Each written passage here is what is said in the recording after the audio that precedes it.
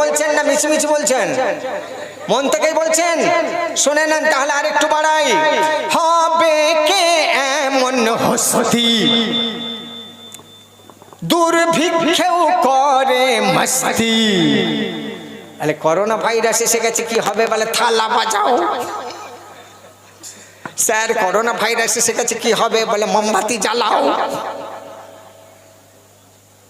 হবে কে এমন হস্তি দুর্ভিক্ষেও করে মস্তি। জলুক গ্রাম শহর বস্তি আছে টেম্পের সাথে দোস্তি।